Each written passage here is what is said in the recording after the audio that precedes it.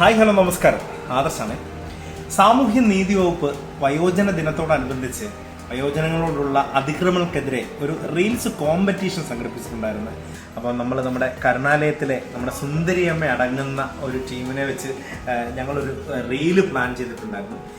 അറിയാലോ, സുന്ദരിയമ്മയെ പ്രത്യേകിച്ച് പറഞ്ഞു തരുമൊന്നും വേണ്ട. എനിക്കൊന്നും ഇങ്ങനെ കുറേയധികം കാര്യങ്ങൾ നമ്മുടെ സാമൂഹ്യക്ഷേമ വകുപ്പ് ചെയ്യുന്നത് കൊണ്ട് ഒരുപാട് ആൾക്കാർ ആക്റ്റീവ് ആകുന്നു എന്നുള്ളത് ഞങ്ങളെ സംബന്ധിച്ച് ഏറ്റവും കൂടുതൽ സന്തോഷമുള്ള കാര്യമാണ്. കാരണം സുന്ദരിയമ്മയുടെ കാര്യം പറഞ്ഞാൽ പോലും അവിടേക്ക് വരുമ്പോൾ, നമ്മുടെ കരുണാലയത്തിലേക്ക് വരുമ്പോൾ ഭയങ്കര ഗ്ലൂമിയായിരുന്നു. പക്ഷെ റീലൊക്കെ ചെയ്ത് തുടങ്ങിയപ്പോഴേക്കും അമ്മ ഭയങ്കര ആക്റ്റീവ് ആകുകയും അമ്മ കുറച്ചുകൂടെയൊക്കെ എന്താ പറയുന്നത്, ഒരുപാട് കാര്യങ്ങൾ ചെയ്യണമെന്ന് ഭയങ്കര ആഗ്രഹം പ്രകടിപ്പിക്കുകയാണ് ഇപ്പോൾ. അപ്പോൾ അത് ഫുൾ ടൈം തിരക്കാണ്.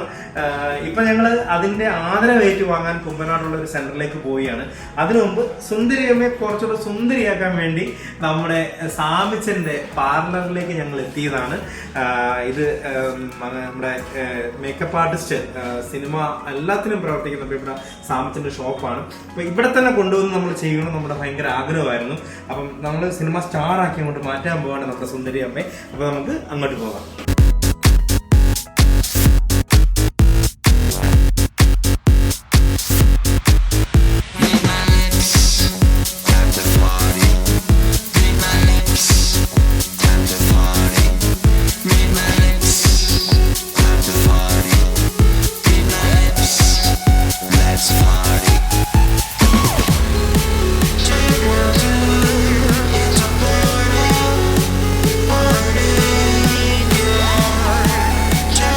ഇതാണ് നമ്മുടെ സ്വന്തം സാമിച്ചൻ്റെ ഭാര്യ ആശ് ചേച്ചി.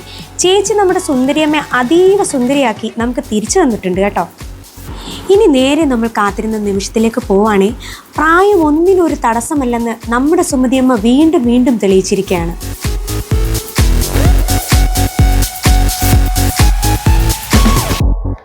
അമ്മയ്ക്കൊരു കുഞ്ഞ് ആഗ്രഹമുണ്ട്.